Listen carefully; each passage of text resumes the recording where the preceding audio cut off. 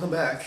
Once again, it's been a little while since I've gotten a video out, but it's kind of running out of things to do. I have been playing a little bit around with Arduino again and maybe trying to light some of the buildings, having lights go on and off. But anyway, I did see something on eBay, a locomotive that was, they said it wasn't running, needed some parts, whatever, and I thought for what the heck, it was very reasonable, and I did happen to pick it up. So let's see if we can get this going. So stay tuned, and let me get the camera repositioned, and we'll open the box up and see what we've got. Okay, well, let's take a look in the box and see what we have.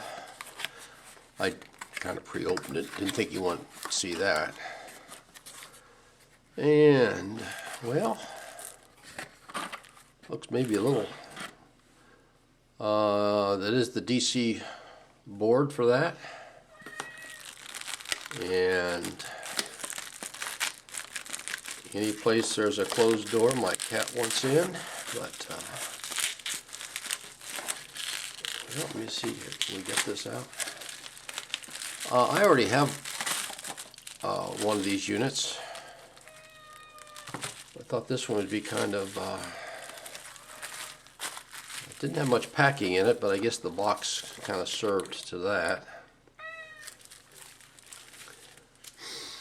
And let's see what we have here. Well, there's one of the side strips. I'm not sure what that is. Put that aside here. ES44AC by Kato.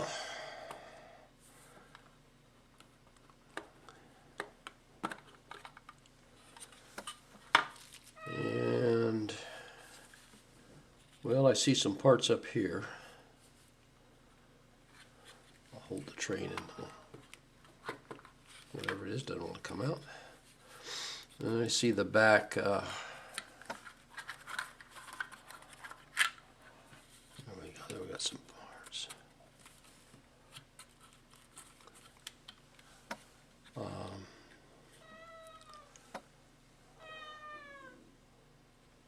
The front doesn't look too bad.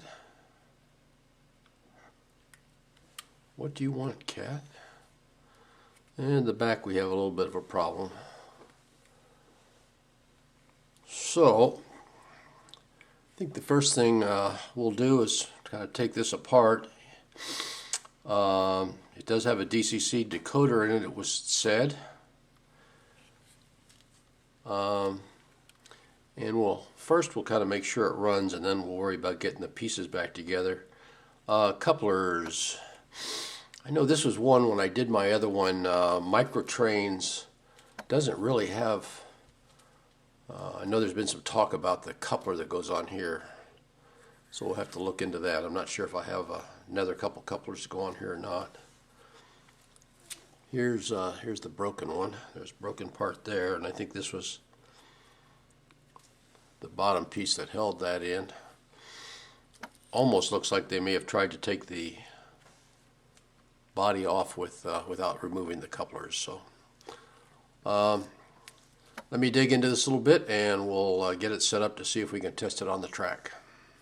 That I presently have, and if you go back and look for a DCC sound installation, it's earlier in my videos. I've got it how I installed the speaker in the fuel tank and installed the soundboard.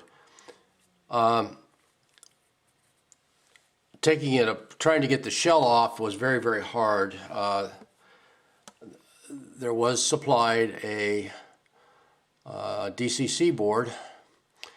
I have not tried to install it yet. I put the original one back in just to test it out here. So, and this was a little bit hard to get in, but we finally got that put back in. Here's the shell, and the front coupler was missing. I have gone through and installed Microtrain's couplers on it. Most people say to use the 1015. I just happen to have a spare set of 1016s, just a shade bit longer. So I did get those installed, but when they notched out the front, they did a little bit too much. I'm not quite sure how I'm going to solve everything there, but we'll work on that. I may have to put just a touch of glue or something there to make sure it stays in, doesn't move side to side. The rear one, I took it off and installed that. That went in perfect, so we are good on that. So got the shell. I still have to work on reinstalling the handrails back here on the back. So that's one project. I was going to make sure that it was running first, so I put the DC board back in it. And I will, I've got my little test switch here. It's a 9-volt battery. I actually use this on,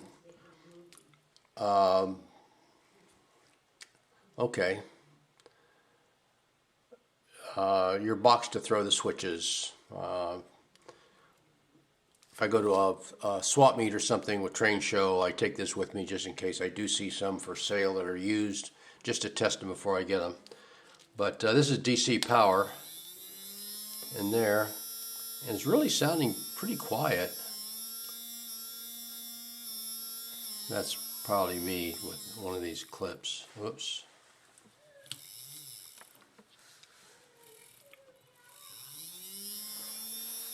So there's one direction, and forward probably have got a loose connection someplace there.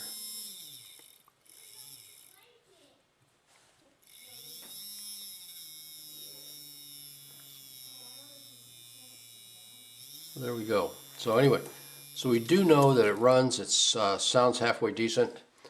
So next, I'm going to attempt to install the board. I noticed that the board they had in there, I always like to solder these on there so they do not move side to side or anything else. So I'm going to get the soldering iron. I'll solder those, get the board installed, and we'll test it for DCC. Got the programming track out. I'll bring you up on the locomotive that the board that was supplied with this locomotive is a TCS K1D4 board, so no sound, but it is DCC. Went in pretty easy. Got the clip soldered on. Put it in, and I noticed that this was very loose up on the front end here, so I did have to add a touch of solder and get that just right. So it took about 3 times the trial and error of sliding that in. And I will say you really have to kind of bend the board to make that turn to get this clipped in up underneath here. So we did get it working, and we noticed that this one really kind of took off on speed, even on 1. So here I've actually programmed this down to a slower speed. I keep all my trains down. We've got the locomotive done. It runs, the lights work. This part is complete. Now we just have to do a little work on the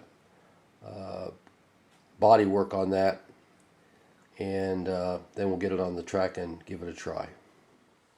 On to the exterior portion of the locomotive here. So remember, we had some pieces missing off of here, the handrail, and there was a small black deck plating, I guess you would call it, that went across the back here. It was a little bit of a trick to get in because the back of the shell actually had to be lifted up to be able to get that deck plate in underneath. And of course the handrail, it went in underneath that deck plate. But I noticed that this was loose on the back end. It separated from the upper part of the body works here, the lower part. And in here, this tab was loose over on this side here. Don't know if you can see that too well. And it also had come loose from this side over here. So there's just enough room for me to lift the body away from the running boards here and be able to slip that in and put it back together. Once it snapped back together, everything held quite well. On the coupler, what I did was, since it was kind of hogged out on the front, I went in and put two small pieces of, I want to say styrofoam, but it's not, plastic pieces. I think that they were like 100 thousandths wide or whatever, fit in there just right, and tacked them with a little bit of glue. So that if that coupler wanted to come out, it could come out. So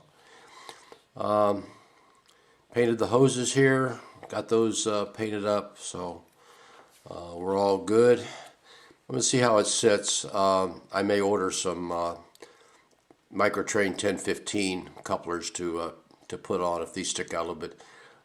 There's less than 1 mil, I think, of distance in there, but it would pull them back in a bit. So, okay, let's attempt to put it back together. And we will take it over and see how it operates on the layout.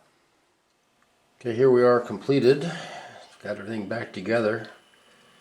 I'm really impressed with the smoothness and quiet that it does operate.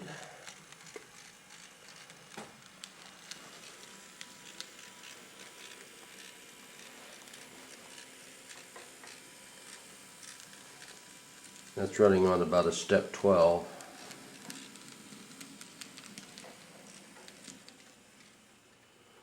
And we'll change direction. Lights functioning correctly.